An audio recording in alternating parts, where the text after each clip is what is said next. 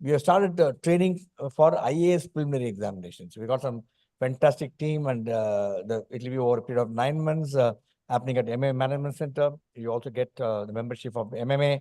Plus, at the end of the course, you will pass, of course, IAS because you're doing a training at MMA. You also get a diploma in management from MMA because after all, 9 months we are teaching you management and IAS subject. We thought we must give you a degree. I mean, not a degree; it's a diploma from management. So if you have any of your friends, and since being a not-for-profit charitable institution, we charge almost 60% cheaper than what the market did with the value added so many programs. Idea is we really wanted to help out so many people who cannot afford to pay huge sum for this, and also would like to do something and get pass IAS exam. If you're not able to do that, at least you get a diploma in management, which will help you to some extent for the value for money what you have paid. Then there are a number of other initiatives that have been put in place by MMA. Please do come and watch it, and you will see over a period what's happening.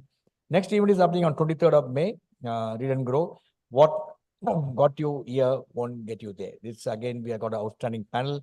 Sangeeta Sumesh, Subha Kumar, and Venu Prasad Manan will be talking about this book. And we do more for management students. Large number of students attend this program, both online and offline, because we strongly believe if you're not a great leader, to be a great leader, to be a great reader.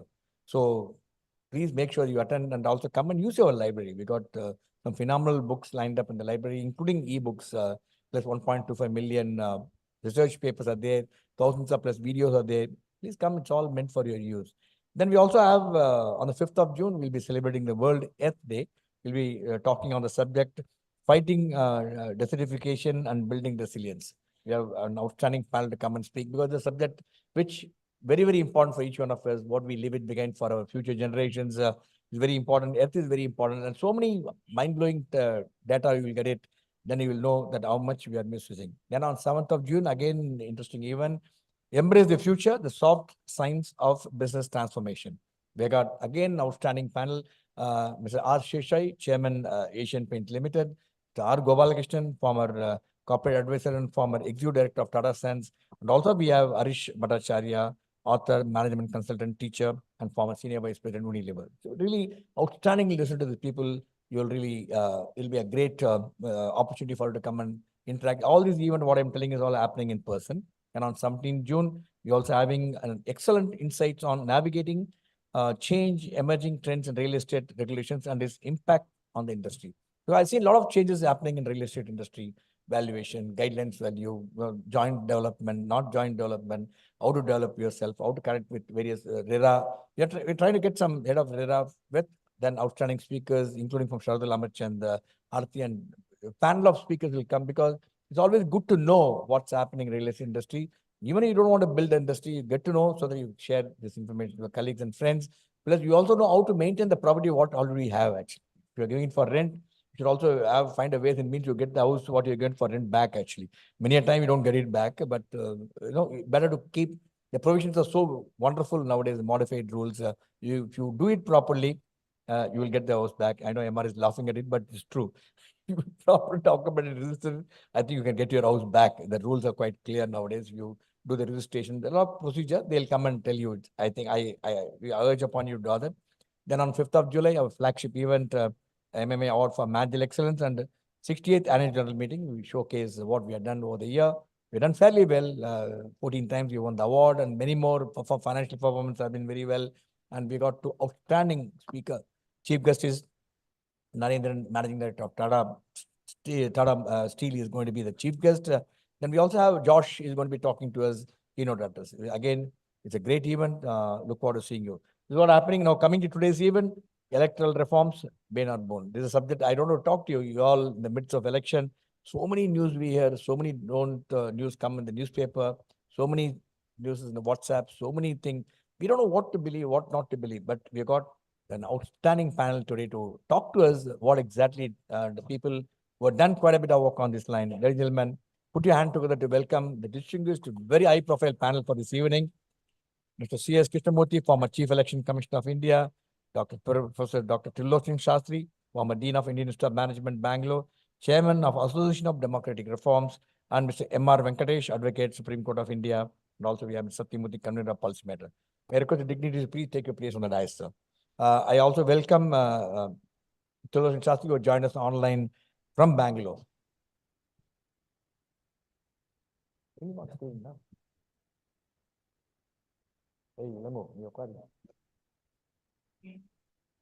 Come, sir.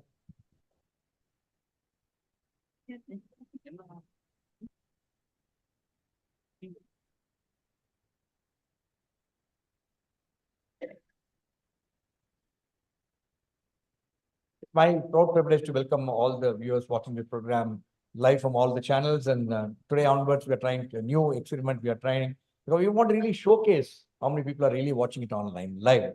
YouTube, I think it will flash on the screen how many people are watching it. The numbers you will know what watching. Similarly, our friend, because I want to showcase a large number of people are watching this program live. So it makes us very, very proud to really bring some outstanding. I think your support make us achieve all this.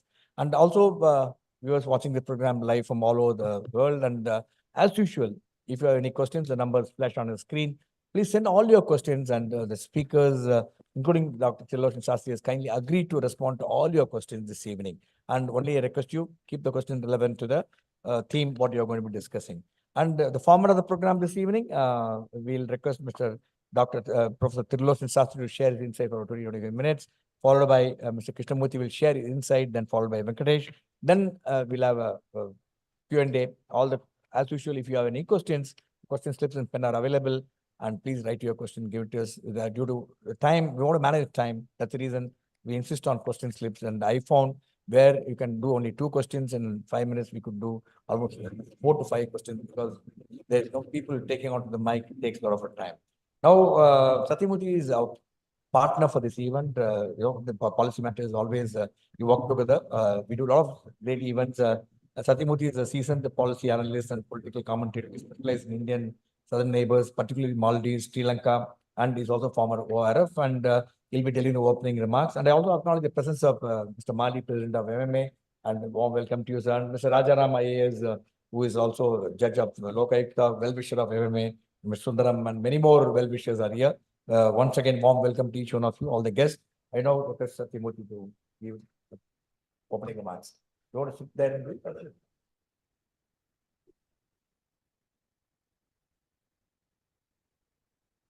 Good evening, everybody, and thank you, Team MMA. Today's topic, I think, is a perennial topic. From my school days on, I have heard it in some form or other.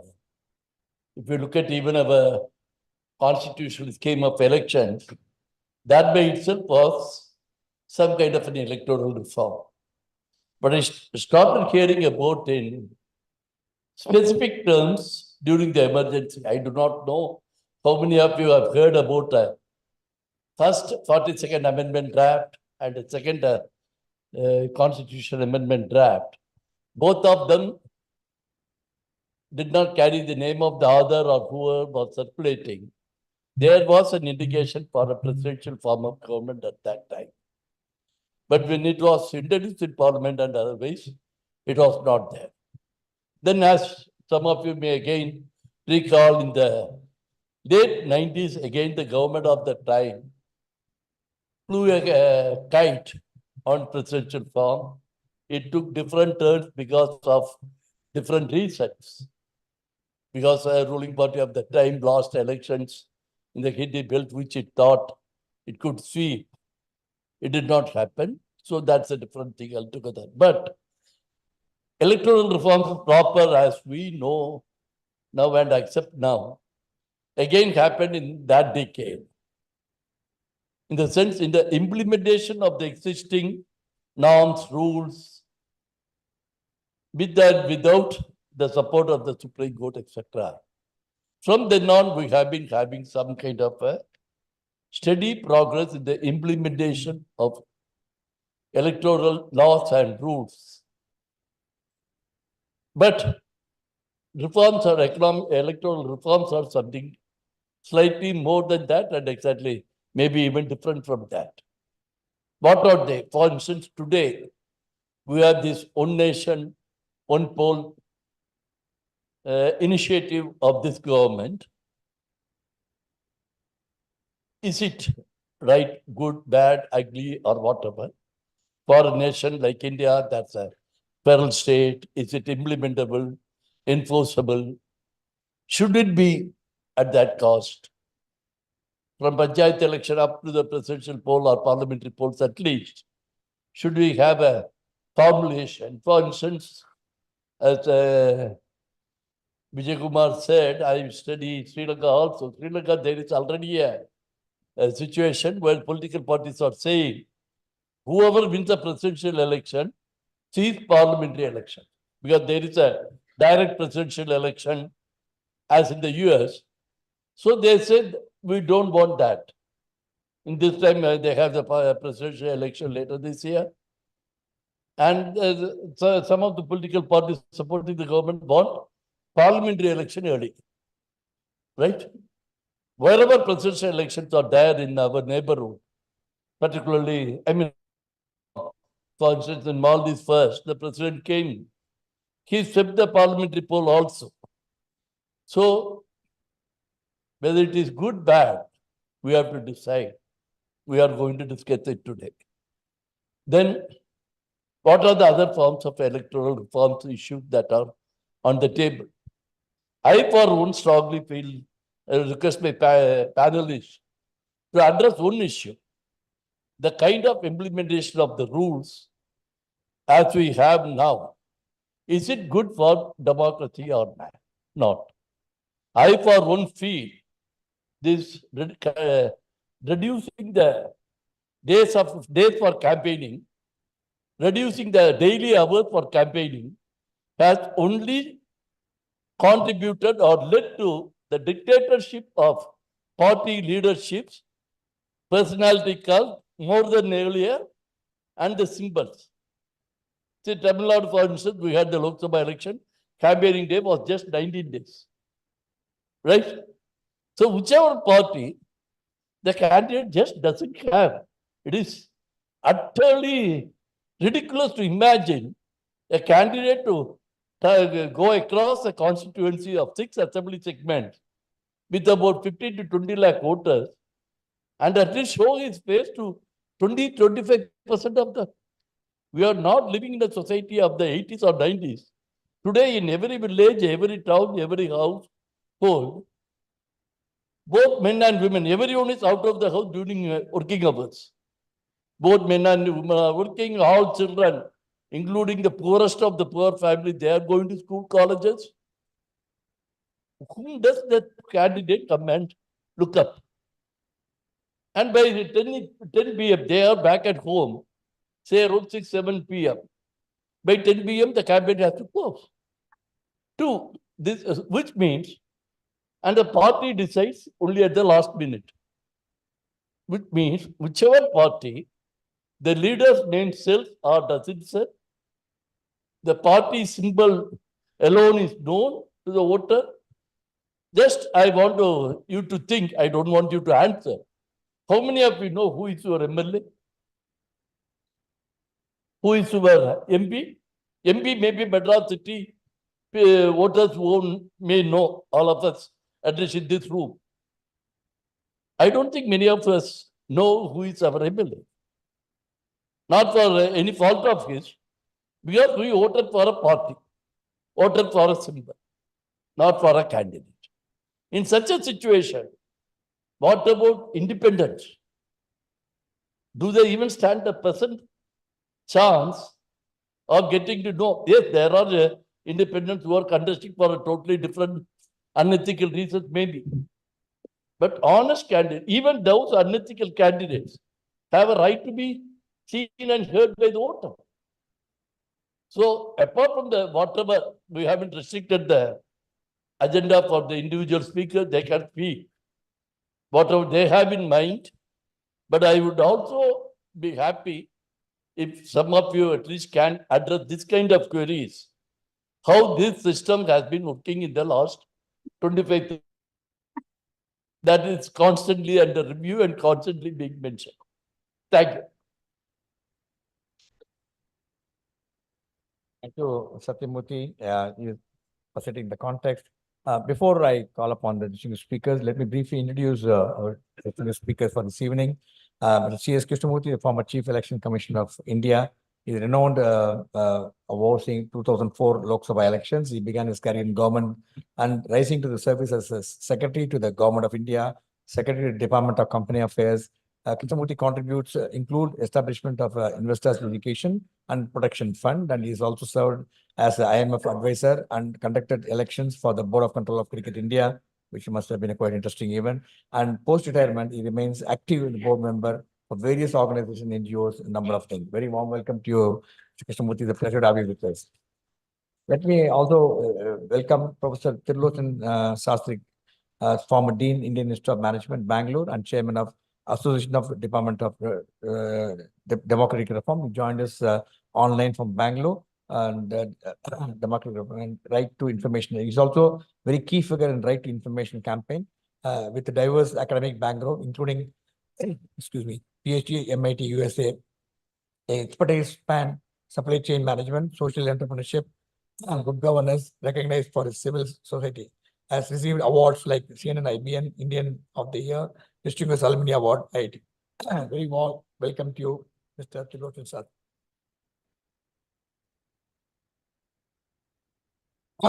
You talk about election, you talk, I think the speech goes off, I think, I know it.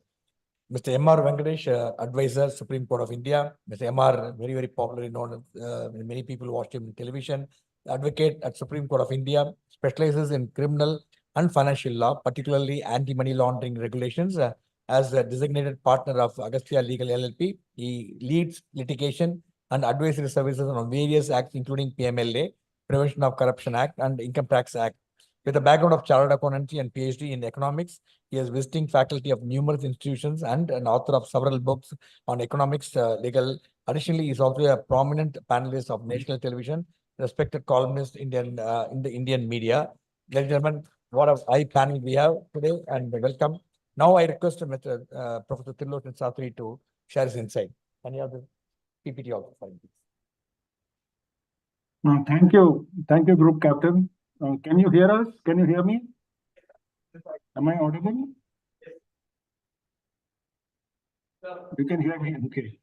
Yeah. First of all, Fine, sir. Quite clear, sir. Very clear. Okay. Apologies for not being able to come in person. It's a very busy time. And it's a great honor to be back at MMA and to share a panel with such a distinguished fellow panelists like Mr. T.S. Krishnamurthy and Mr. Venkatesh. So, a few introductory remarks. Whatever I have to say is from a limited voter and citizen perspective. I think Mr. Krishnamurthy will have a much larger and wider perspective from the Election Commission and Mr. Venkatesh from the legal perspective. This is entirely based on a citizen perspective. Can we go to the next slide, please? Can we go to the next slide, please? Hello? Yes, sir. So, yeah, while we're sorting it out, so why do we need electoral reforms and who will bring in these reforms? These are two questions that I will try to address. And world over, there are a few issues that plague elections.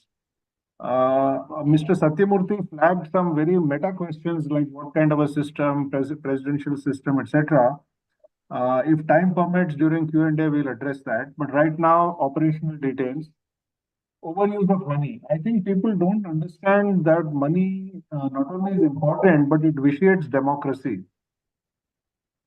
Those who spend crores and crores to win elections, they are not doing it for public service. Once they have won the election, their first priority is to recover that investment of so many crores that they have spent. So there has to be some regulation, something has to be done about the overuse of money. There is an official limit of 95 lakhs now for MP constituency, but in reality, we hear all kinds of figures, 2 crores, 5 crores, 20 crores in urban constituency, etc. So this huge amount of money is vitiating democracy. Now, an old disease which had been corrected by the Election Commission is coming back in a white collar form, which is various ways of rigging elections. You know, voter enrollment, we keep on hearing of problems all over the country about names being struck off or names not being added, and various tricks being used to prevent people from voting, including strong arm tactics, false vote, stuffing of ballots. I don't want to get into operation details, but even with the EVMs, I'm not saying the EVMs are tampered with, but there are some obvious ways of making sure that somebody's vote, if you don't press that button, the guy at the booth doesn't press the button, the vote will not be recorded, but his name is there, signed as a voter. Later on, somebody can vote on his behalf. Problems in counting, etc. And one thing which is very clear in the last 4 or 5 years, and including now, is the misuse of social media to spread the fake news, lies, hate, and fear. So the social media giants like Facebook and WhatsApp, they say that India tops the world in hate speech. And this, of course, goes up considerably during the elections. So these are some operational issues which are not only spoiling democracy, but sometimes vitiating the social atmosphere as well. So shall we go on, please? Can we go to the next slide? So these are some operational issues that we see. We have been working for 20 odd years that we see.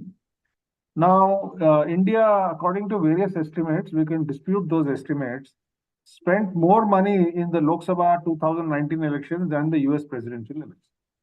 America's economy is huge compared to India, and still we have ended up spending so much money on election. This is not what the election commission spends. This is what the candidates and political parties spend. And world over, this concern of capture of government by big money continues. So there are some measures, we can discuss that if there are Q&A. But basically, transparency and limiting the amount that an individual or a corporate can donate to a political party. There is a peculiar Indian issue, which is the rise in members of parliament and MLAs with criminal cases.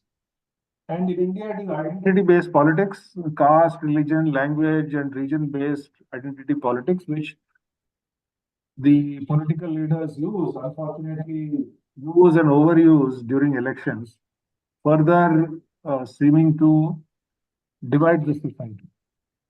I've already mentioned that India stops in the hate speech list. And there is another phenomena which we have not as a society taken full cognizance of. You know, when I used to come to Chennai, the taxi drivers used to only speak in Tamil. Konjam Tamil, I only know a little bit. But now they will speak to me in Hindi. Saab, taxi chahiye, kahan jaane ka hai? The point is that the number of migrant workers all over India has reached 30 crores to 45 crores. So as an anecdote, the chap sitting outside IIM Bangalore where I teach, he sells tea and pan and cigarettes and all. I asked him, he's from West Bengal. He's been here for 20 years. He's not going back to vote. Bangalore is full of migrants from North India. Most of them are not going back to vote. So this is another phenomena which is increasing election after election. And we have not yet found a solution of dealing with this huge migrant. It is unprecedented. The number of migrant workers in India is more than the population of the US and more than the population of practically every country in the world except China and perhaps Brazil. So shall we go ahead, please? So there, before I get lost in details, the broad overview of remedies not only in India but around the world is transparency in funding. Everybody should know how much who gets what. Transparency in candidates and political parties. I'll elaborate on that later. Streamlining and foolproofing the actual elections. I think Mr. Krishnamurthy can really enlighten us on this. I will not say anything. And some methods to remove hate speech. We have not been able to actually handle this as yet. And the ultimate remedy, I'm saying from a voter's perspective, is aware, educated, engaged voters. So one anecdotally, one politician from Kerala, he was asked, how come some of the north-based parties are not able to make an inroad into Kerala? And he said unwittingly or wittingly that, the population in Kerala is fully literate. Some of the political tricks that are played in the north do not work. So the point really is that we need an aware, educated, engaged voters. So let's continue, please. So on electoral reforms, our Association for Democratic Reforms was set up for electoral reforms. So my quick answer to the question, is it Bane or Boon? We think it is a boon, but it's up to you to decide. So the most recent electoral reform was our petition on electoral bonds. It was struck down as unconstitutional by the Supreme Court.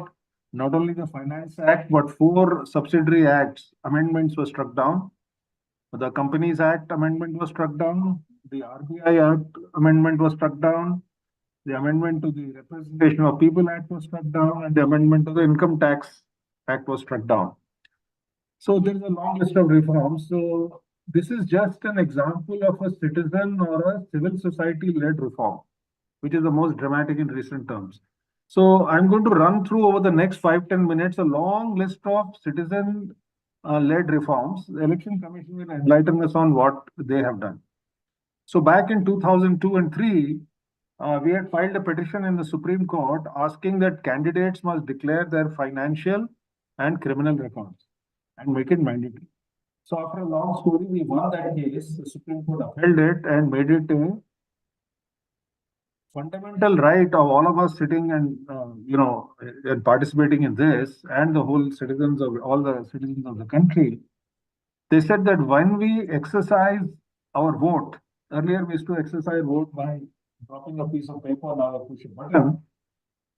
We are hereby expressing ourselves, and freedom of expression is a fundamental right under the Article 19 of the Constitution.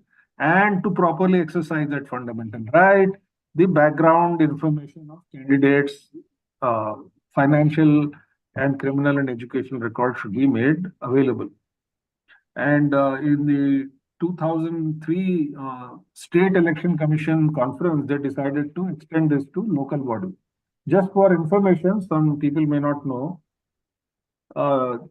the Chief Election Commissioner presides over the elections of only the Lok Sabha, Rajya Sabha, and the State Assembly. The local elections are a separate constitutional body, state-wise, called the State Election Commission. So they have also in many states introduced this transparency in the candidate information. So can we go to the next slide, please? I'm going to start skipping because there were so many reforms that took place.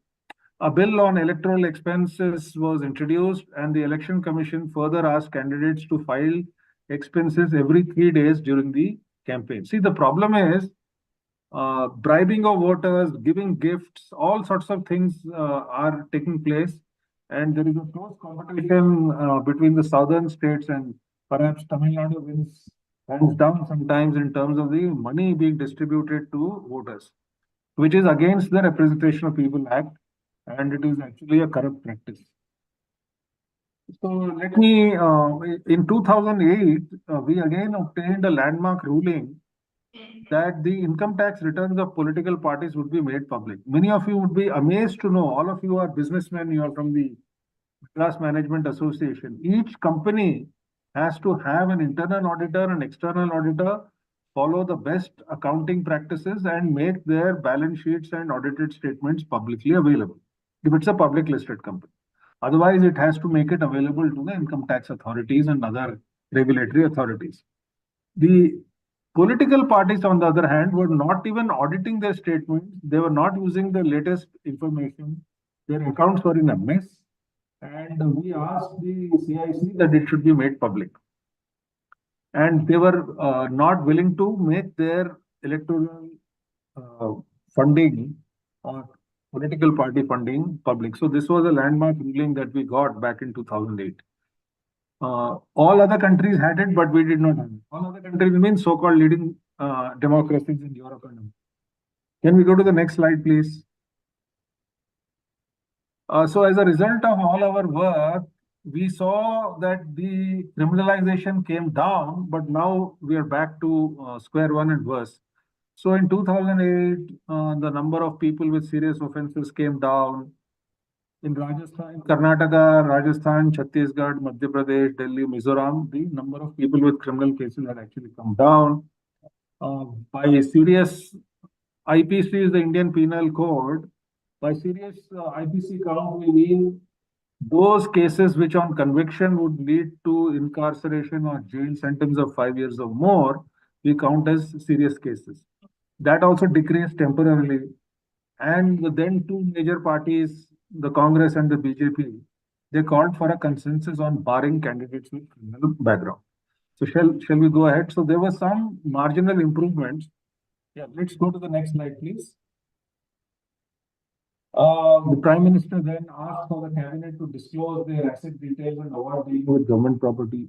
So transparency. Details of assets of 30 Bihar ministers were uploaded in January 2011. All these things happened, but now we're backsliding. After a long RTI battle, information on the register of members' interest was made available. So in most countries, this issue of conflict of interest has been flagged. But in India, we don't. So you can be a member of parliament, be on various committees, and even enact laws or vote for laws where there is a conflict of interest. So that has been, some work has started on this. So I just wanted to flag that. So let's continue, please. So, now there is a huge debate about foreign funding of NGOs. Whether that is good or bad, I will not comment. But the law is very clear that political parties are banned from foreign funding. So we had won a case in the Delhi High Court saying that both the Congress and the BJP were guilty of foreign funding, and we won that case. Of course, they promptly appealed in the Supreme Court, and the Supreme Court has not heard it for so many years. And so on and so forth. The June 2013 is very significant electoral reform. I just wanted to flag that. The Central Information Commission declared that the 6 national parties are public authorities. So we have a lawyer here, he will explain to us, but in layman terms, the public authority under RTI means that their information should be made public. But the political parties refused to comply with that order. We filed a petition in the Supreme Court. It is still hanging fire. So that's where we are. The Supreme Court said in 2013 again that sitting MPs and MLAs are barred from holding office on being convicted in a court of law. That means they immediately have to resign if they have been convicted by a court of law. There was this old thing that I have been convicted, but I have appealed to a higher court, so therefore I should allowed to continue. Supreme Court said, no, you are still convicted. Your jail sentence has been suspended. Your conviction has not been suspended. Unless the conviction is set aside, you are barred from holding public office as per the law, Representation of People Act. Let's continue, please. So these are all bit by bit. Then this famous case of Nota was laid down by the Supreme Court, none of the above. And the Supreme Court empowered the Election Commission to disqualify candidates for false election expenditure statements. So these are all small steps. So let's continue. Shall we continue, please? The Supreme Court asked candidates to declare sources of income of spouse and dependents. See, our analysis shows that repeat winners every 5 years or repeat candidates, both their income and their assets go up by several fold, double, triple, sometimes 5 times. So we wanted to know how it is happening, but the income tax department refuses to take any action on investigating the source of increase of income. But the Supreme Court asked them that you please tell us where you are earning this money from. Just last year, we won a major case which the government has refused to uphold. We had asked the Supreme Court that the election commissioners should be appointed by a multi-person body. We had given various suggestions, but the Supreme Court held that the Prime Minister, the Chief Justice of India, and the leader of the largest opposition party, that 3-person committee would appoint the election commissioners. But the government introduced a bill saying that they dropped the Chief Justice of India and they put a Union Cabinet Minister. We have gone back to the court, but it has not yet come up for hearing. So it was blatantly against the directions of the Supreme Court. And as I mentioned, the electoral bond scheme was struck down. So can we continue, please? So these are all small, small, small. I just wanted to give you some measure of where we have failed.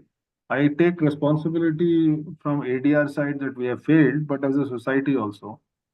So if you look at the Lok Sabha, over three elections, 2009, 14, and 2019, the percentage of people with serious criminal cases has gone up from 14 to 21 to 29%. And the total cases, that is serious and not so serious cases, has gone up from 30% to 34, and the giant leap forward in 2019, which is 43% of our members of parliament have got some criminal case. So that's a failure. So we saw some from 2004 to 8 when we started work, we saw some decline, but after that it has always been going up. Can we go to the next slide, please?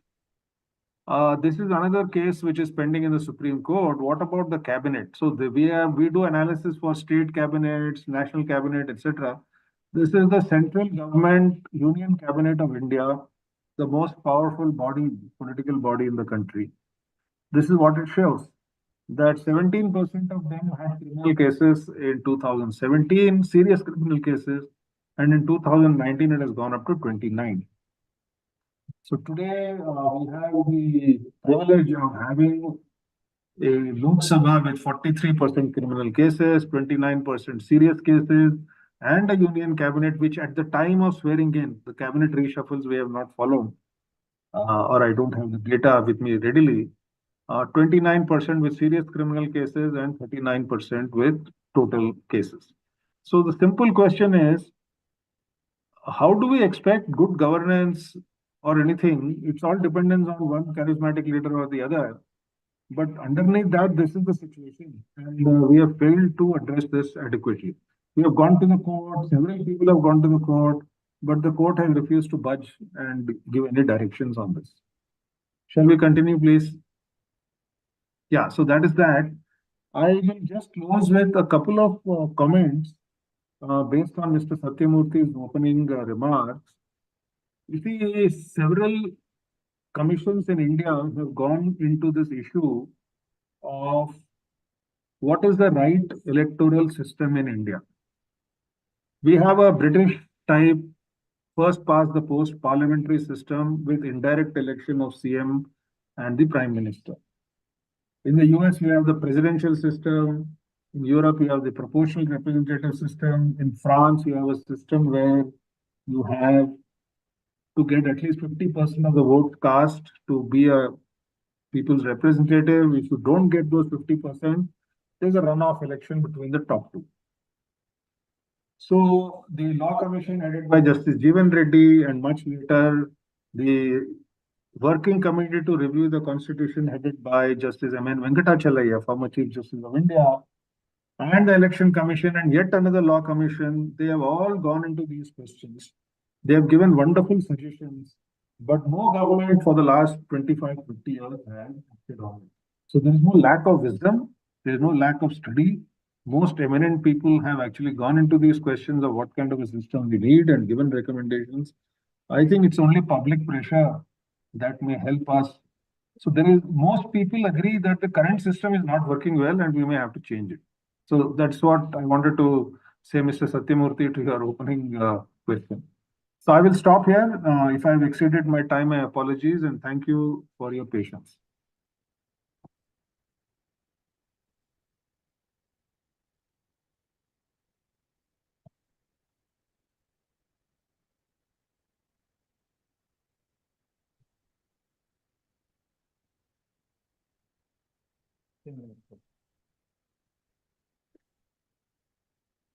Very good evening to all of you.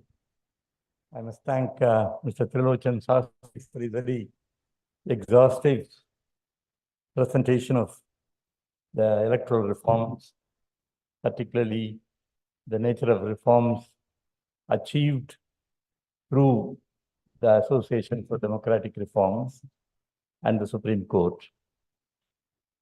Well, it's a good, successful story of an Association of Democratic Reform, having approached many of the issues to the Supreme Court, having taken up to the Supreme Court. But I was a little surprised. He didn't mention it in his presentation. I thought I must mention it. Why ADR took up the EVM as an issue before the Supreme Court? I agree. People have their own reservations. I do agree there are different viewpoints. And certainly the opposition parties certainly can question the effectiveness of the EVMs. But I'll come to that little later. I'll go to the general subject of the reforms itself. The subject given is that electoral reforms, whether it is a bane or a boon. In my opinion, I don't think there is any such need for a kind of a controversial, whether it is necessary or not. In my opinion, electoral reforms are absolutely necessary. What kind of a reforms we need? Of course, there can be a debate, discussion, and we can certainly have differences of opinion. But the country needs very urgently electoral reforms. I have no doubts about that. What is unfortunate is, if you look at the manifestos of most of the political parties, I would say almost all the political parties, until probably this particular election, they never ever touched the need for electoral reforms. None of them, because they were quite happy with the status quo. Now, in this particular election that is underway now, one party has said at least the need for simultaneous elections, but no other party has ever spoken or mentioned about the need for electoral reforms. Although, in all their speeches, they ask for so many changes to be brought about, but nobody has a rational presentation of the need for reforms. Now, what are the important issues? I know there are plenty of reforms suggested by various organizations, including the Election Commission, the Law Commission, and so on, in the Justice Venkatesh Commission report, and so on. But I'll touch upon some important ones because of the time limitation. One of the things that at least I feel is urgently required is the regulation of political parties by a separate law of the parliament. In many countries, particularly Commonwealth countries, they have a separate law governing the functioning of the political parties. We do not have a law governing. We have a law for regulation of companies. We have a law for regulation of partnerships. We have a law for trusts and so on, the Companies Act and so on. But we do not have a law to regulate the function of the political parties. You know how many of them are there registered now? Almost 2,000 political parties are registered. Are they contesting the elections? No. Hardly about maximum 100 in terms of an estimate, they contest the elections. The remaining political parties, for certain benefits, they themselves register themselves, but they work as lobby centers and work for their own objectives, maybe for a particular section of the community or a particular economic group and so on. But one of the things that we need is to question the need for so many political parties. Before I joined the Election Commission, brought about certain restrictions in the registration of political parties, but the Supreme Court struck it down, saying that the right to form an association is a fundamental right. You cannot prevent political parties being formed. But even so, I feel there is a need for certain restrictions and regulations, because this kind of proliferation of political parties is certainly not a healthy situation. You can certainly form associations, but should they be political parties? Should they not contest elections? Should they not contribute to the electoral process? These are issues which need to be examined, and we should regulate the number of political parties. In most of the foreign countries, even in England, you have more than 100 political parties registered, although hardly about 5 to 10 political parties take actual active interest in elections. But this is one area where we need to do a lot of introspection. Then the political parties functioning themselves need to be regulated. For example, there are certain parties where the posts are almost monopolized by certain persons. There is no rotation of posts. There is no restriction of period for which a post has to be held. There was an attempt made by one of the political parties to make a lifetime president of the particular party. The Election Commission had to interfere. They had to ban and put in certain restrictions. The lifetime president was, the Supreme Court upheld the decision of the Election Commission. So the need for rotation of posts of the internal party organization, they need to be addressed. Then the financial management of the political parties. Well, this is a large issue. It includes the funding of the political parties as well. Mr. Trilochan Sastry mentioned about the electoral bonds. Even at the time when it was introduced, the electoral bonds, I took a public stand saying that it is not transparent and it is not desirable. I had said, in fact, I had used the word that it was a fraud on the people of India. And the Constitution, the Supreme Court upheld said those electoral bond scheme as unconstitutional. You see, one of the most important requirements of public governance is the political parties, when they are in power, even if they are out of power, they have to be transparent and they have to be giving an independent and efficient governance. But unfortunately, most of the political parties, not only in India, but in many Asian and African countries, there is no transparency at all. The Institute of Democracy and Electoral Assistance in Sweden has made a study of the functioning of the political parties. They brought out some publication in Sweden. And it's a very unfortunate state of affairs that there is a nexus between corporates and the political parties in many countries. And the system of funding the election is certainly not an ideal one. One of the suggestions I have made is that there should be a public funding of elections, and it should not be, the political parties should not be allowed to spend money on elections.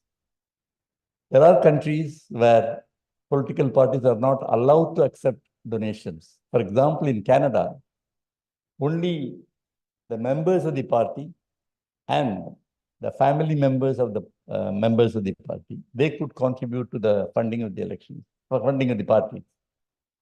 But here, you saw the ugly display, particularly in the electoral bond scheme, how corporates have been vying with each other to fund the political parties. I don't want to go into those details, but what I wish to say is that the present system of funding of elections in India and in many Afro-Asian countries, they need to be changed. The obnoxious nexus between the corporates and the political parties result in distortions in policies of the government. And so the best, at least my suggestion, of course, there could be other alternatives, is to make corporates and the individuals contribute to a national election fund, which could be given 100% tax exemption. And over a period of time, a fund has to be built, and it by a consensus of all political parties, the allocation of funds for the various parties could be done. I know there are difficulties, practical difficulties in that. There will be criticism, but we have to overcome that for the simple reason that political parties should be freed from the clutches of corporate donations. It applies to all political parties. I'm not singling out any particular political party. And it is desirable to do it quickly. Otherwise, I think the functioning, the public governance is bound to be affected in a substantial form. And having seen the functioning of the government at close quarters in Delhi, I can say that it is necessary that political parties should be banned from spending any money in the elections, and it should be only from the National Election Fund, which could be administered by the Election Commission, but its allocation will depend upon a broad consensus among the political parties. Regarding the financial management of political parties, I personally feel like companies, they should also be asked to disclose their accounts, if not once in a quarter, at least twice in a year, so that the public know how the funds are received and how the funds are deployed by the political parties. The Association for Democratic Reforms, of course, went on to the Central Information Commission to make the political parties public bodies and require them to disclose this information. In spite of the ruling of the Central Information Commission, none of the political parties has complied with this, and of course the matter has been taken up to the judiciary. But it is necessary that there should be a proper disclosure of accounts by the political parties. And as far as candidates selection, is again an area where we need a lot of discussion. At the moment, it is being done on the basis of a committee in each political party. And the main consideration is the person, whether he is able to provide funds and whether he is a dominant person in that constituency. The dominant can be caste, religion, or language. Depending upon that, they select the candidates. The main reason for this kind of selection is the fact that we follow what is known as first past post system, where a person can win even by a difference of one vote. There are instances where people have won with a difference of one vote. Not only that, there are instances where candidates have won only with 25% of the votes polled, even less than 25%. Whereas he is selected as a winner because of the first past post system. That person with 25% of votes polled represents the remaining 75% of the people who have voted in that particular election. Is that a really representative election? And these representatives claim that they are representing the will of the people. Absolutely, what should I say? It's a nonsense to say that they are representing the people with only 25% or less than 25% of votes polled. My suggestion for this is that the minimum we should insist on either 50% plus one vote polled as a threshold for winning. But if there is any difficulty in implementing it, at least insist on 33 1/3% of votes polled to be a threshold for declaring a candidate as a winner. Otherwise, we will only encourage small parties to thrive and to dominate. Sometimes small parties get even cabinet positions, even though they have won just because of 25% of or less than 25% of votes polled is the basis for winning. So it is necessary for us to bring this change. Otherwise, it is not only a non-representative government, but also gives room for hatred, violence, and inter-party rivalry, and so on. So it is necessary. In fact, I would also go to the extent of saying that at least for the parliament elections, independents should not be allowed to contest the election. They should be brought under the discipline of a political party. Because you see now, particularly in the state governments, the independents play a crucial role in unsettling a stable government. And the system of government that we have, that, majority should be able to form the government, but then because of the alliances, different parties join together and form an alliance, but there is no coalition law. There's only a coalition. There's supposed to be a coalition dharma, but even that is very often violated. The alliances need to be given a statutory shape. For example, if an alliance comes to power, it should be made very clear that a person leaving that alliance will be disqualified for a period of 5 years or 3 years, so that such foolish games are not played by whims and fancies of some individual persons. So there is a necessity to regulate the formation and formation of government through alliances. Then inter-party disputes, you will find very often many parties, are particularly the major parties, they have disputes within the party itself, and then it is subject to the provisions of anti-defection law introduced in 1985. But then the speaker is the person, made the person to arbiter the dispute between the parties. And the speaker is often a member of the ruling party. And unlike the Western democracies, the speakers do not function in a neutral manner. As a result of this, the anti-defection law has become totally ineffective. There must be some changes which are required to be made. In particular, I would say that if a person leaves a particular party, and he should not be allowed to hold any post in the government, even if that alliance comes to power, and that person should be disqualified to contest elections for 5 years. Such stern methods are alone can prevent this kind of footballing of the candidates and footballing of the ministers and so on.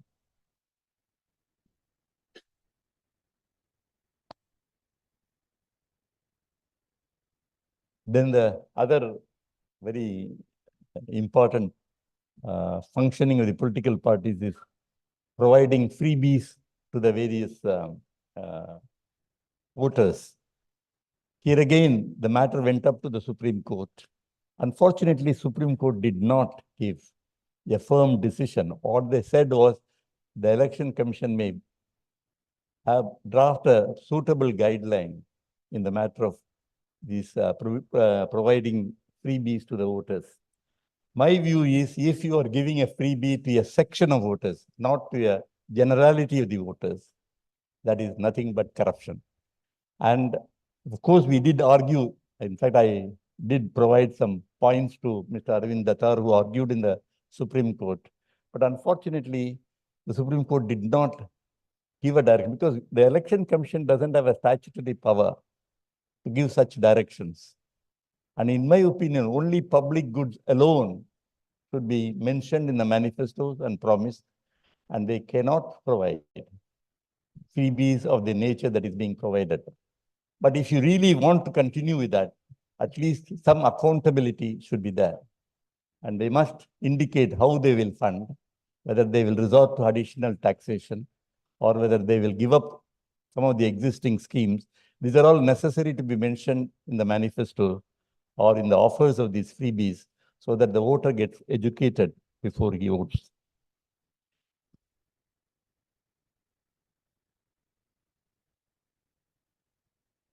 The model code of conduct is another. Do you have another 5 minutes, Mr. Vijay Kumar? 5 minutes more? Okay. The model code of conduct is another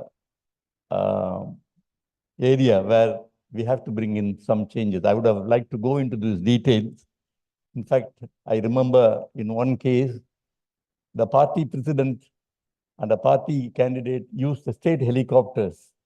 For example, the Chief Minister of Punjab took a state helicopter up to the border of Punjab, and then he took a car from there to canvass for voters for the party in Rajasthan, which is a border state. We issued a show cause notice, and we made the political party to pay the expenses of the helicopter from the state capital to the border, saying that he had violated the model code of conduct. So there are many instances of model code of conduct, but as the name suggests, it's only a code. It is not a law.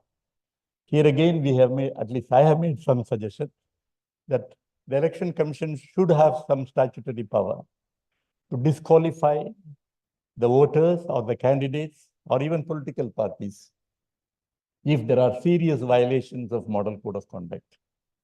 Otherwise, well, certainly the model code of conduct started well with good intentions, but you find so much of violence, hate speeches going on today. And this is one thing which I think we need to check. There are suggestions made.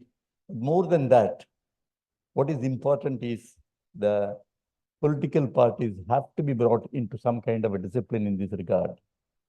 And mere advice or mere warning is not adequate. For example, under the Model Code of Conduct, they can only say you cannot campaign for some time, or for that matter, you can, the political party is prevented from contesting the election for a particular period or something like that.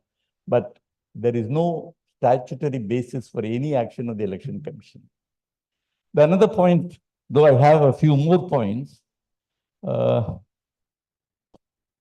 electronic voting machines and simultaneous elections. I'll just take a couple of minutes on that. Electronic voting machines have been the subject of criticism from many political parties. It has a long history. Even when we introduced for the first time on an all India basis in 2004 elections, when I was the Chief Election Commissioner, we had taken enough safeguards, enough steps to see that it is not misused, it is not capable of any manipulation. In fact, I always call it as a nation's pride that these machines have been used. But unfortunately, the particularly political parties who are losing the elections, they find it easy to attribute that electronic voting machine has been manipulated. I can tell you, whatever arguments you may have against electronic voting machines, if you think that the ballot system is better, it's actually, in my opinion, it's a disaster if you use the ballot system, because we know many instances in pre-EVM days, how political parties used to stuff ballot papers into the ballot box, all bogus, printed separately. And particularly in some states, it has been very extensively misused. So please do not ask for old ballot system of voting. If you want some suggestions, ask for improving the electronic voting system, though I can confidently say that we have ensured that there are enough safeguards in the machine that it cannot be misused and manipulated. You know how some of the state parties have won the elections, and when they win the elections, they do not talk about the electronic voting machine. In fact, two persons of two political parties went up to the Supreme Court, and the Supreme Court asked them to prove that these could be manipulated. And thereafter, we offered an open challenge to political parties. Mr. Indiresan, who was the former director IIT, he was made the arbiter, and nobody came and could prove that the electronic voting machines. In fact, I talked to Mr. Indiresan, and he told me that he had asked 40 engineers to break open and find out some loophole in the machine so that we could at least find out something to say that it needs improvement. And he said it is absolutely foolproof. And with all this VVPAT, which has been introduced later, I think we should have, somewhere we should put an end to this kind of controversy. And the political parties should at least accept now, with so many different parties coming to power, we cannot keep on questioning the credibility of these machines. Last is about the simultaneous elections. Recently, a report has been given by a high-level committee about the desirability of holding this election. And in fact, they have suggested that the 2029 election can be a simultaneous election. There are many issues there. Administratively and economic and financial terms, simultaneous elections are desirable. There is no doubt about that.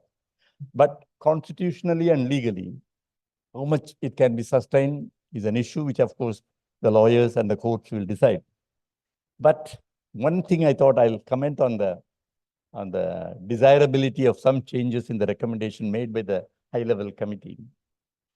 They have said if the vote of no confidence is brought in a state legislature, even after it is through a simultaneous election, they have said that that government will fall and you have to hold an election, which means you are not really holding a simultaneous election.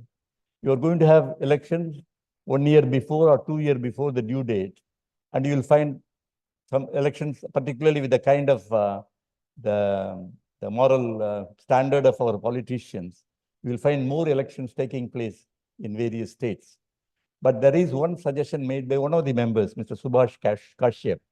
He has said we should bring in what is known as the constructive vote of confidence, which means if there is a vote of confidence motion brought in a assembly or in the particularly in the assembly, they should also elect a leader in that resolution. Otherwise, if a new leader is not elected, the vote of confidence will fail. That is the only way to prevent multiplicity of elections.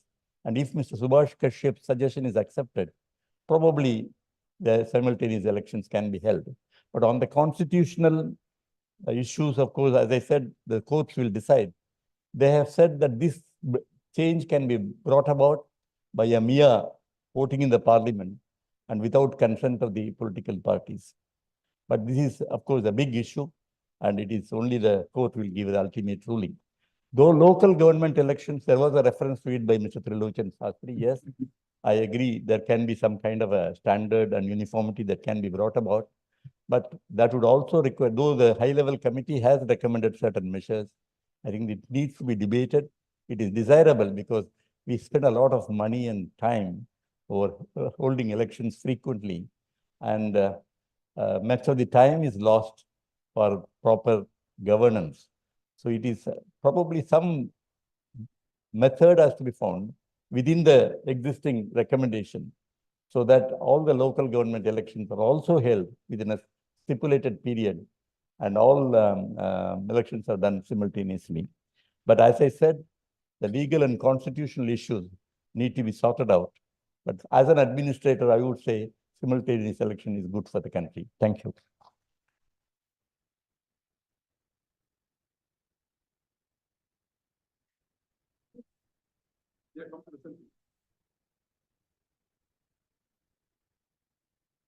Okay, I understand.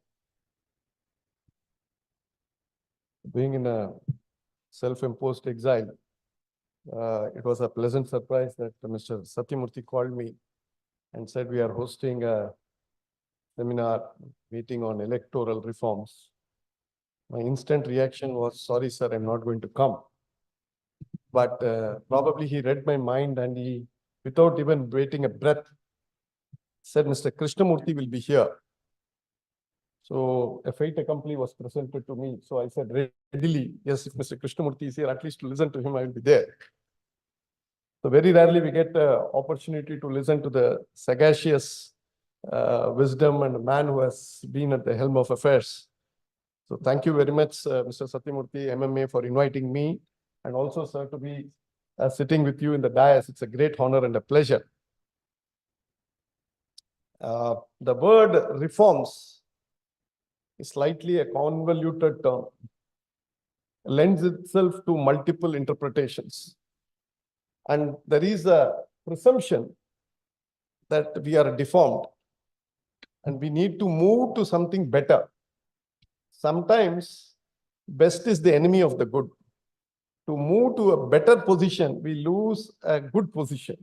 I think sometimes we should leave things as they are and take it up as it comes, not merely because we are capable of doing some reforms, we should do a reforms, we should think through several times over. I think the last 30 years, if there is one institution which has been a pride of India, it has been the Election Commission of India.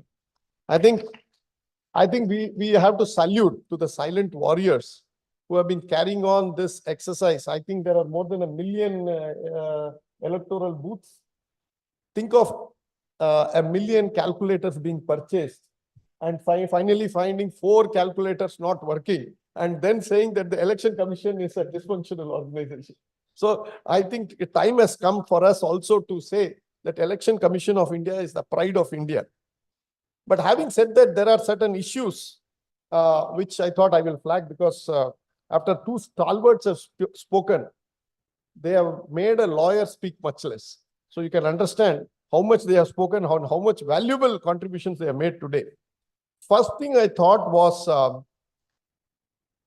alliance. I think the Election Commission must, you had mentioned that people who walk out of the alliance must be penalized. I think people who walk into an alliance must also walk in at least 3 months prior to the election date. And tentative date must be intimated by the Election Commission. We are going to have an election, say, declared by around 15th of March. So the cutoff date must be somewhere around January 15th or December 15th, something that we can work. It cannot be that suddenly Twiddly-dum suddenly comes and joins hands with Twiddly-dee and says we are in alliance. This I think is nonsensical. Just because it adds up to your arithmetic and you go to this party and this party says, sorry, we don't take you in alliance because we can give you 8 seats. The other party offers you 10 seats and you walk into that party and say, we are in. So this, I think, is not a healthy democracy. Then once upon a time when, sir, you were in the income tax department, I'm talking about 30, 40 years and things were far more calm and cool. Every amendment used to come with the benefit given either to the taxpayer or the money that you would extract, at least in the aggregate party of the budget, would come and they would say that in the aggregate direct taxes would yield this much amount of crores of money, and indirect taxes we are giving so much of money, and on the whole I'll make so much money or I'll give so much money.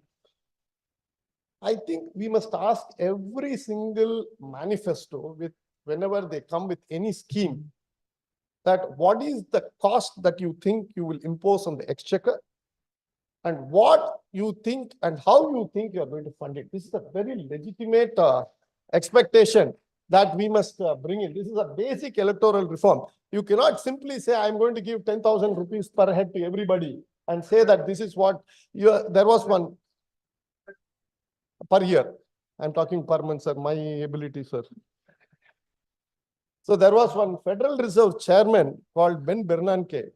So when he was asked if America is going to meet with a recession, what he will do, he said, we will take a helicopter and drop money and we will come out of a recession. He was called Helicopter Ben.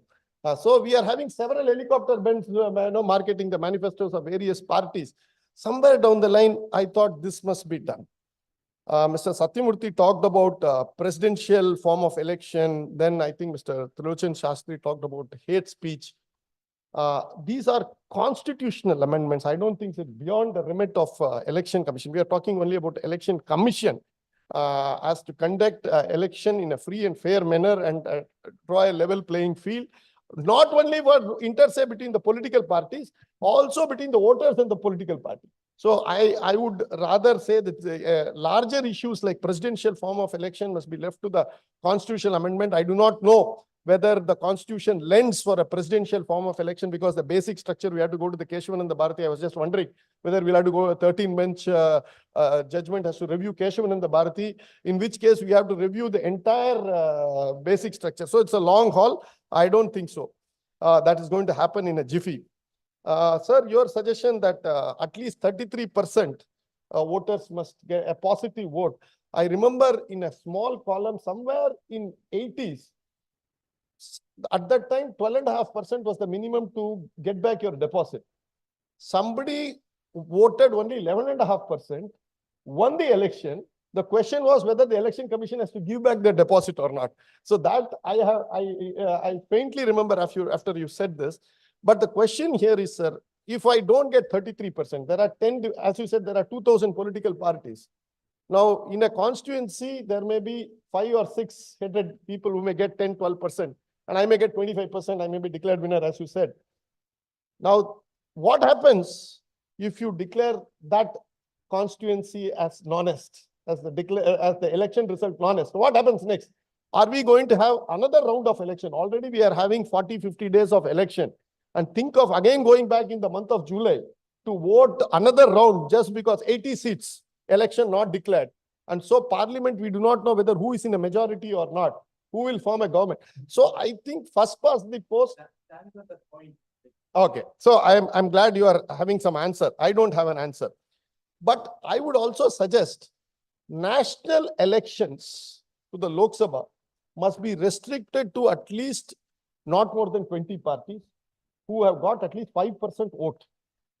At least you must have 5% vote bank in the state elections before you contest for Lok Sabha. Lok Sabha cannot be for every Lallu Panju party, as we say in Delhi. We would like to have that in Lok Sabha, if you are going to contest, you must be of some stature. Otherwise, you go through the graduation. You don't straight away, in CA, you don't write the final straight away. You write the inter, pass the inter, come to the final stage.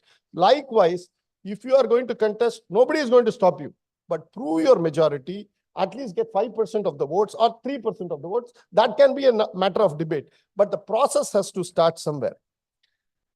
I don't want to take name, but the neighboring state, after first round of elections were over, a particular audio visual was released about a particular candidate, which made nauseating. It's absolutely nauseating.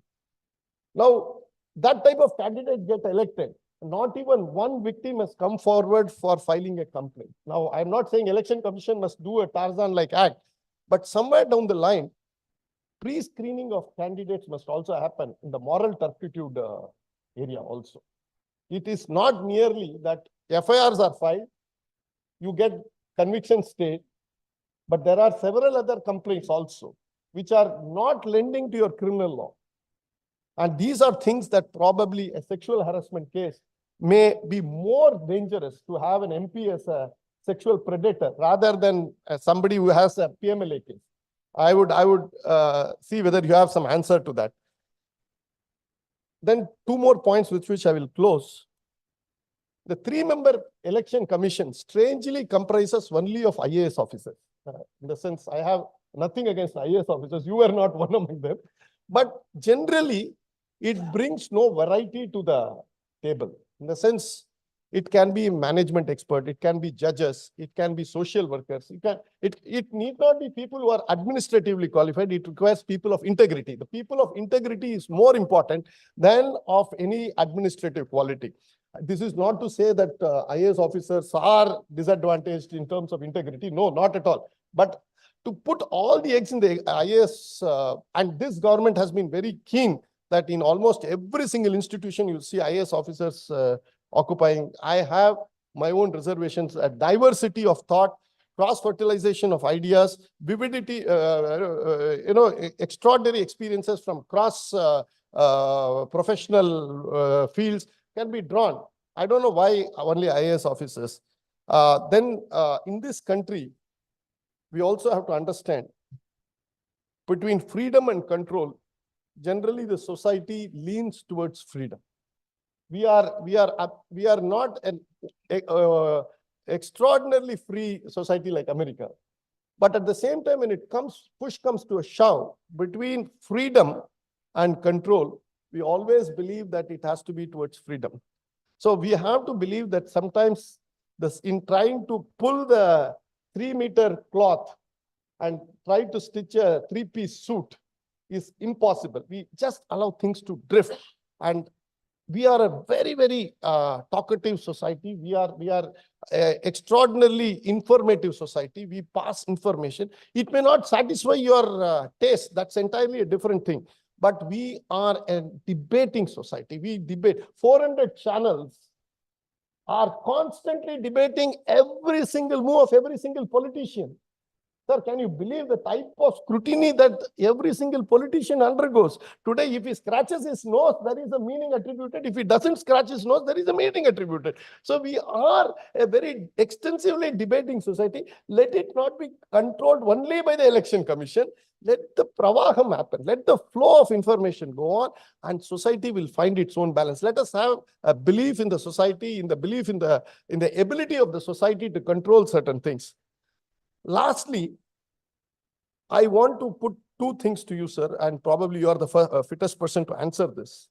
There is an voter apathy also.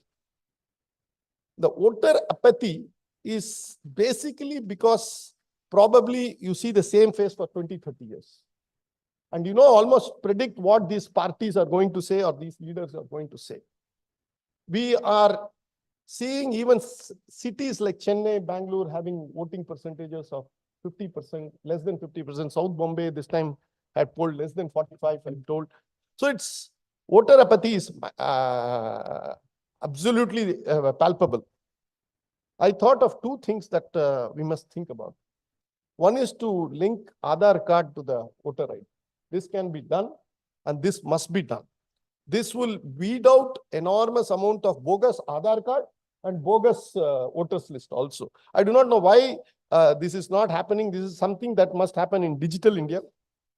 People pride on so much of interconnected information amongst various of our personal details. Aadhaar card linking to voters ID must be a demand. Probably MMA must, at least the barest minimum, it must be made to the Election Commission. At least the next round of election that we may have, 2026, it must be done. I see enormous value in this. Huh? No, you can make a, sir, no, 1 minute, let me complete. Parties won't have done, so many things parties will not agree, sir. So we are not here to decide what the parties must do. We must decide on what we must do as civil society. That is why we are here. Lastly, about one thing I was not clear about the electoral reforms of having, one nation, one poll. Suppose a state government forms goes to poll along with the center, and the government is not formed. For the next 5 years, do you think that it will be under president's rule?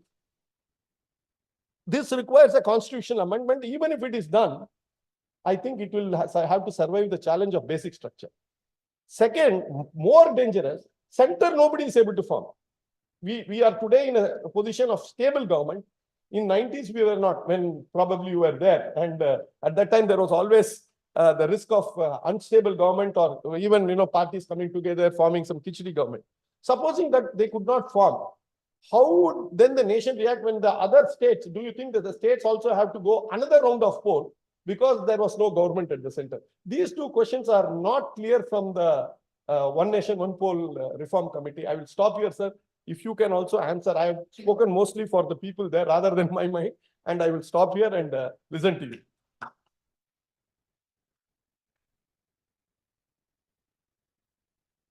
Thank you, sir. Great insights. There's so much of the excitement among the viewers. This is the first time live. We got more than 3,000 viewers watching this program. That's why we've been showing it to you live, what's happening on YouTube, other. So our webinar, all put together, more than 3,000 people are watching. So I got lots of questions. I tried and put it because the subject is so interesting. People are really keen, as Mr. MR said. There are a number of questions that come, and I will address the question to respect. You would like to answer it someday, sir. I'll try and combine the question. If you are as brief as possible, then we can take as many questions as possible. So here's a question to Mr. Krishnamurthy, sir. Your take on functioning of the election commissions today, and is the present VVPAT-based system of EVM audit satisfactory level? I think you already answered this in your thing. You are very clearly made it perfect, actually. Then I'll keep telling wherever you not answered. I thought I'll make a point on that. Sure, please go ahead, sir. Yesterday, the BBC radio, they interviewed me on this very topic about whether the Election Commission has maintained the previous standards and so on. So you have to appreciate that the Election Commission discharges a great responsibility. There are difficulties, it's a human institution, there may be aberrations, there may be certain errors in judgment and so on. But do not put the blame on the Election Commission. This is what I told them. You have to realize a massive exercise being conducted to elect at least about 100 million voters. Voters have to exercise the vote. You do not know, in some places they have to go on a horseback, camelback, sometimes on the elephant back, and so on. There are challenges. It is not that I'm not saying that we have 100% perfect elections, but compare our situation for our neighbors. Compare the situation with the Afro-Asian countries. I think we have an excellent record on conducting the elections. I do agree there are scope, but there is scope for improvement. There are areas where we can probably make some changes. But I'm sure there is no, malafide in this. The Election Commission has always been discharging its responsibility. There may be one or two members who may be taking a wrong decision or who may be biased. I'm not ruling it out. But don't blame it on the Election Commission. And the 3-member Election Commission has served reasonably well. I'll cover the point that Mr. Venkatesh mentioned, whether a non-IAS officer with that. In England, for example, the chairman of the English Election Commission was a BBC Director General. But the English Election Commission does not conduct elections. You'll be surprised. The Act, although provides for conducting the elections by the UK Election Commission, Only referendums are conducted by Election Commission. It's a huge exercise. People with administrative experience certainly play a very important role. But I agree with him, over a period of time, the non-bureaucrats can also be drafted. They should be brought in. But we have to evolve over a period of time. But by and large, I think I don't know, I have written an article about the first election commissioner, Mr. Sukumar Sen. The kind of challenges he faced in conducting the election, I do not think a non-bureaucrat could have tackled it. The way in which he was an ICS officer, but the way in which he conducted the election, it is true. The election took place for 2 months. It had 60 phases of election. 2 months. More than 6 months. I think 2 months as far as I know, but 60 phases of election. It went on various dates. But the way in which he conducted, and there used to be a ballot box for each candidate. And these are the things, over a period of time, we have improved. So I told the BBC radio people, do not blame the Election Commission. The Election Commission and the electronic voting machines have done a reasonably good job. If you have suggestions for improvement, yes, they are welcome. We should improve wherever it is necessary. But to say that the elections are not free and fair in a chaotic society that we have, I think it's very unfair. Thank you, sir. In fact, you answered a couple of questions already. Like some people said, what's necessary for spreading elections over 45 days? I think we answered. Here's a question to Professor Trilochan Sastry. So, as a chairman of the Association for Democratic Reforms, what are the most pressing electoral reforms needed in India today immediately to be implemented? Is from one of our members from Mathur. There's also another question to you, Professor. Is it what strategies can be employed to increase public awareness and participation in advocating for electoral reforms? One more I will add, which is relevant. So one of the members asked, can we, no, 85% should be the target set for election commission. Otherwise, they said the election commission should be penalized. And we should also penalize the people for not voting, linking it to Aadhaar and various other things. What's your view on this? You know, lot of suggestions which has come on making it mandatory for voting. So I have too many questions, but I'll start with the first one about what are the most important reforms that are required. This is a personal view. I won't even say it's a ADR view. We feel that our goal and our vision is to get good government with good governance, which is delivering the proper services to the people based on the taxes that people of India pay to the government. For that to happen, we must have men of honesty and integrity. It's an old-fashioned word. It is not supposed to be used in public debate, but people of character and integrity. We have people with criminal cases, hate speeches, serious murder cases, crimes against women, sitting in parliament and assemblies. So the first reform that is required is, and this is not going to be liked by many people, but the court will decide ultimately, people with serious criminal cases should be disqualified from elections. And number two, immediately they should not be allowed to hold any minister's position in the government. The second problem facing this whole thing is because whatever system you have, presidential system, American system, French system, we got many suggestions by our eminent speakers also. We need to debate all those. But without people of character manning those systems, they will find a clever way of manipulating and vitiating and making a disaster of that. So this is what I would say.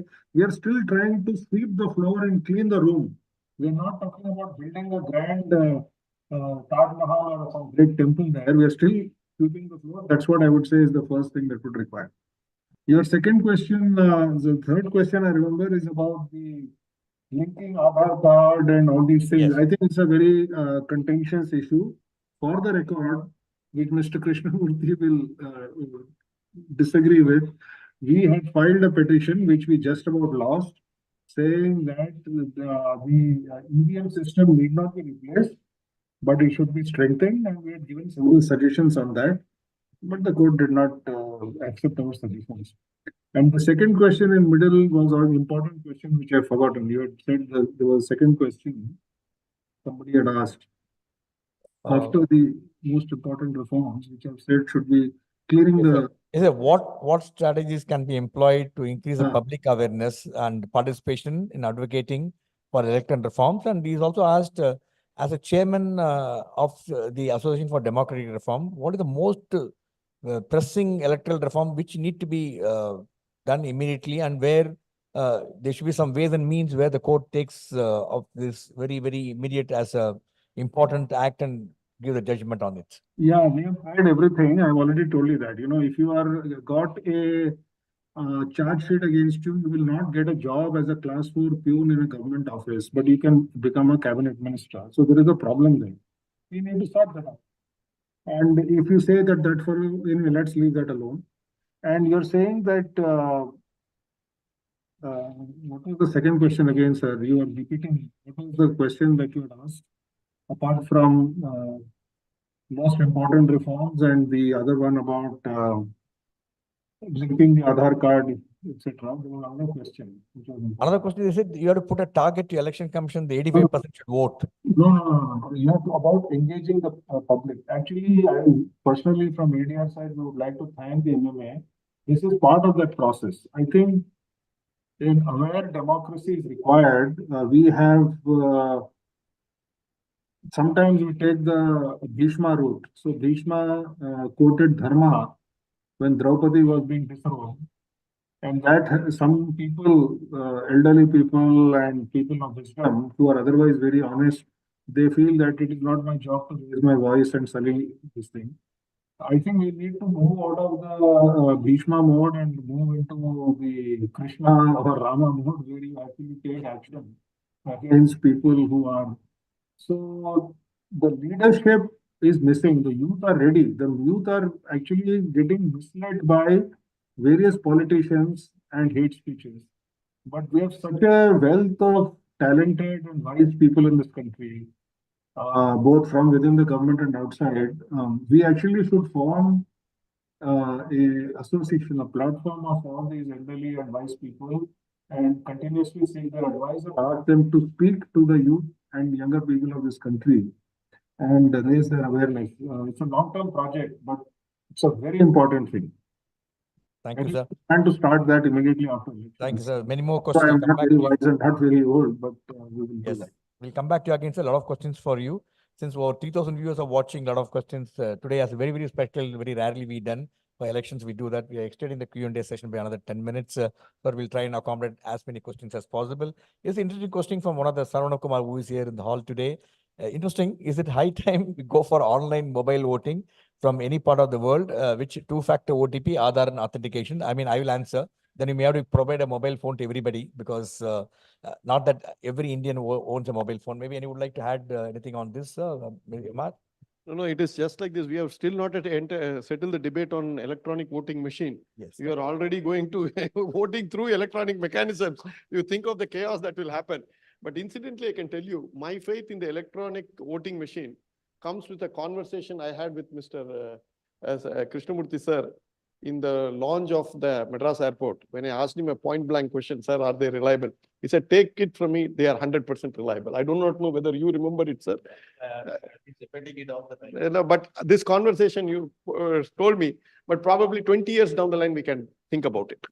As far as the internet voting, we did examine in consultation with IIT Madras whether we could extend internet voting.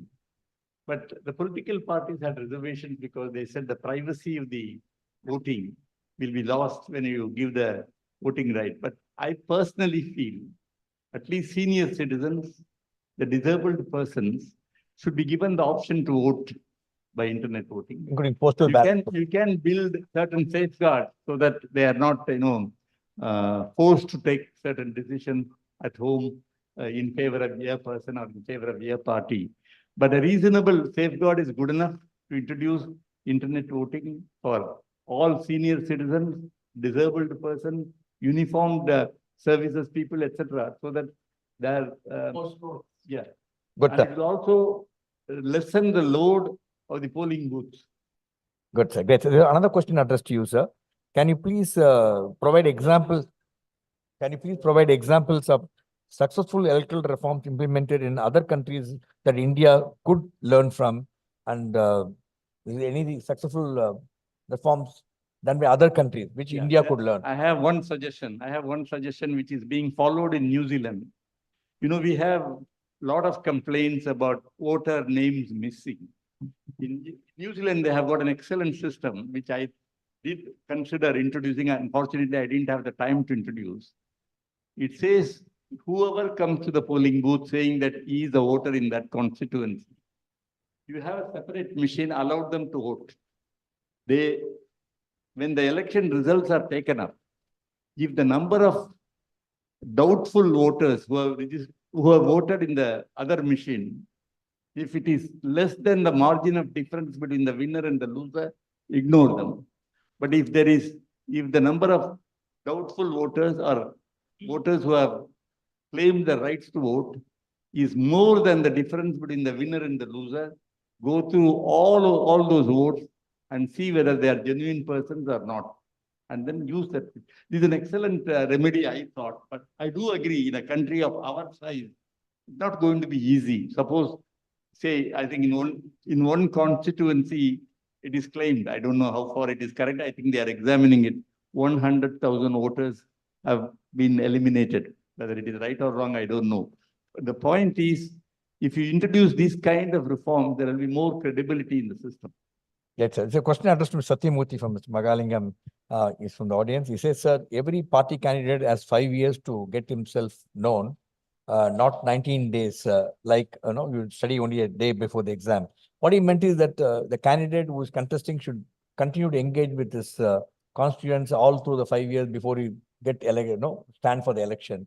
And it is not the fault that 19 days you have to get known.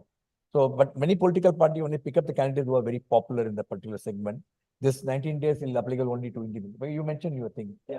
You would like to add on anything to this? See, by 19, I didn't mean 19 per se. That every candidate should have the adequate time for the people to get to know and to vote. My issue is not about giving them the freedom alone. That is one issue where I may differ with the panelists here. But the voter should know who the candidate is before voting to an extent. Today, the system is such, over the last 25 years in particular, people vote because I move with the people at the grassroots level and all. They vote only, they know only the symbol. They don't even know the candidate whom they are voting for, even name. Or the leader. In Tamil Nadu, for instance, you know the leaders I'm talking about at the national level also. They know 3 or 4 symbols, nothing more, nothing less. And in a where there are 18 or 20 candidates, they don't even know who else is contesting. Because of there are no posters. You imagine a rural voter who is working 10 to 5, come back home at 7 or 8. He doesn't have an option, choice of knowing who the candidates are. Good, sir. Now, actually, going back to what you mentioned, the Chief Election Commission also mentioned, we should have only a recognized political party to contest. No, I protest. We will have another We'll have debate. another day for discussion. That's what I said. Other 2 panelists, I mentioned. I know it's a very tricky subject, but It is not a tricky subject. Whether we are going to have a guided democracy or absolute democracy. Correct, sir. Absolutely true. So we will have it another session separately. Good. So here's the question addressed to Mr. M.R. Venkatesh from Ganesh from Chennai. Sir, from legal perspective, what are the constitutional and legislative challenges in implementing the electoral reforms?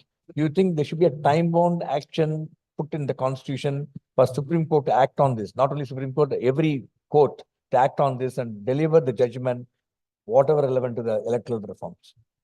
There is Supreme Court is not standing in your way of reforms, whatever you want. I'm sure Election Commission, if they want to carry out certain things, they are free to carry out. Sir, why this question has come? Dr. Trilochan Sastry is also there. He also mentioned some of the issues are still pending with Supreme Court. That is because Supreme Court by itself, it is nothing to do with electoral reforms. It is to do with judicial reforms. So you cannot. Maybe Dr. Trilochan Sastry would like to add on to this. You cannot compare one with the other.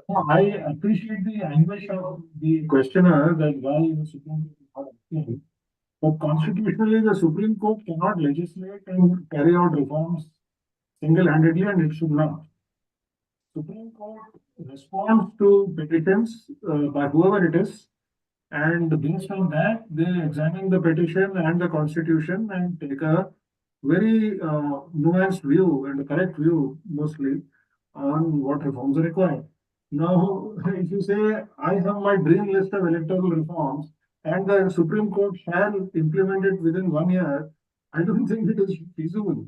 I would not put that burden on the Supreme Court. I don't know what Mr. Venkatesh thinks, but that is the view. So we go for two final questions, sir. One is Mr. Radha from Dindikal. He says, in what ways can electoral reforms address the issues such as money power, criminalization, and politics, and dynastic politics, and also freebies? Freebies, he says, there is the question put, the electoral party should prove how they are going to meet the expenditure of freebies and how budgeting to be done and how all this issue could be addressed. I will maybe request all the three of you to share your insights in quick 1 or 2 minutes, so that start with Chief Election our form. Yeah, Mr. Sastry, would like to go first on this? Yeah, it's a very good question, and usually these questions come from what I may call the middle class. The working class people that I work with, they don't seem to have much problem with all these freebies or all these kind of things. It has been examined by the Supreme Court, by the way. Not us, but some other groups have gone to the Supreme Court on freebies. And the Supreme Court has categorically said it's a matter of policy and we cannot interfere in these kind of issues. Now, I will ask a question to the questioner. In all countries around the world, including in India, primary education is subsidized, almost free, including in India and the United States in government schools. I'm not talking about private schools, government schools. Is that a freebie? Okay, you may say yes, no. During COVID, giving 5 kg of rice, is it a freebie or an emergency measure? We don't know. Even now, if you are giving, is it a freebie? So, you know, the who is to decide whether it is a freebie or a legitimate policy, that becomes very difficult to say. I think it's the public alone which has to wake up. I'll just stop with one question. You know, I do a lot of work with tribal farmers in Andhra. So, at that time, the competition in the assembly election was one party said that we will give 1 rupee rice free, 1 rupee rice, and another party said for tribals, it will be free rice. And one of the tribals, we work with tribal farmers there, he said, sir, it is chala tappu. In Telugu, what it is very wrong. It should not be done like. I said, why? He says, he's hitting, we are farmers, we are workers, we are not beggars. We should not be getting this free. So the public has to understand, and that awareness in the public has to come.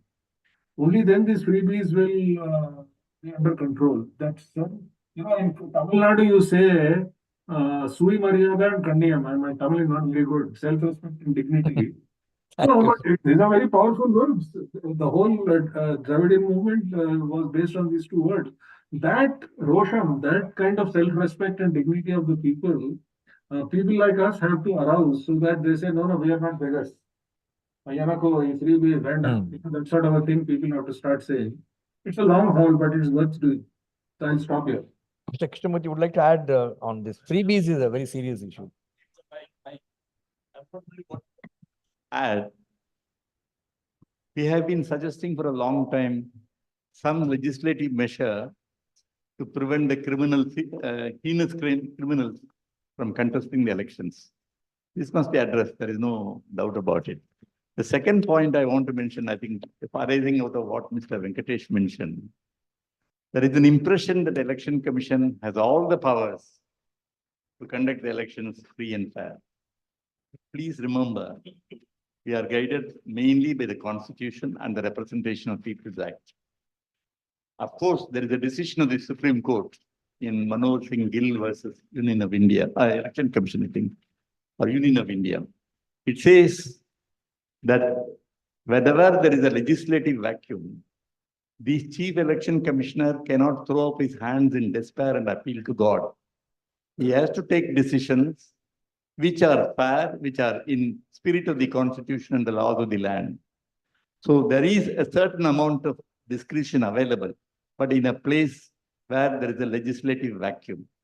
But where there is no, for example, the qualification or disqualification of a candidate, the Election Commission cannot act on its own. It needs certain legal support. So there are areas where amendments should be brought about.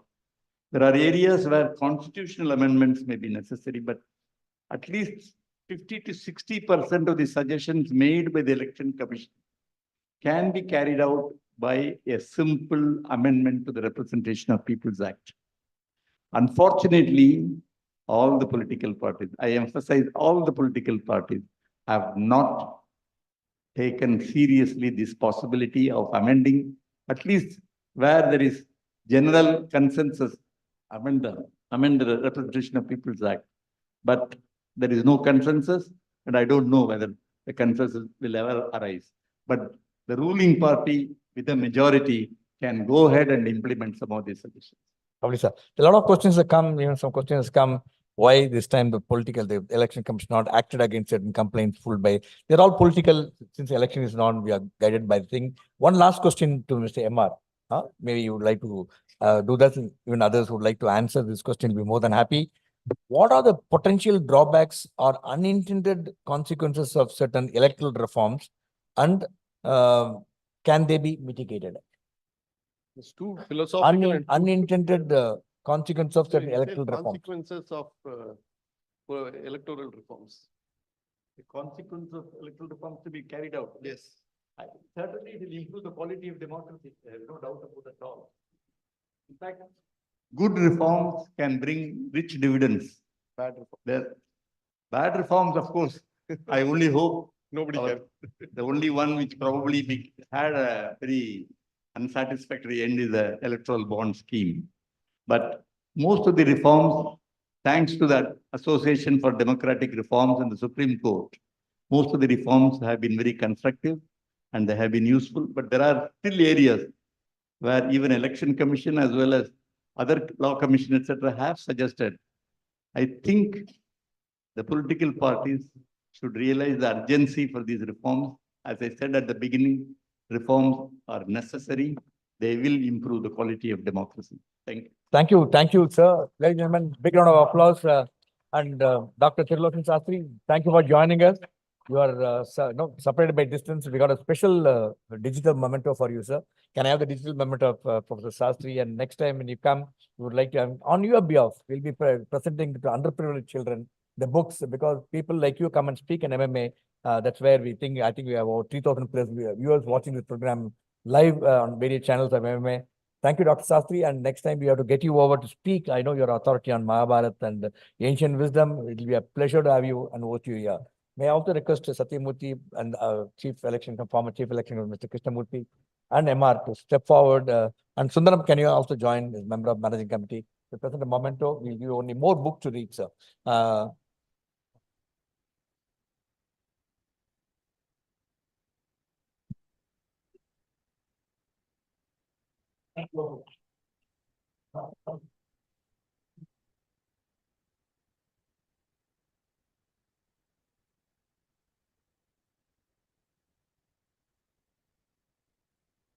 Thank you, ladies and gentlemen.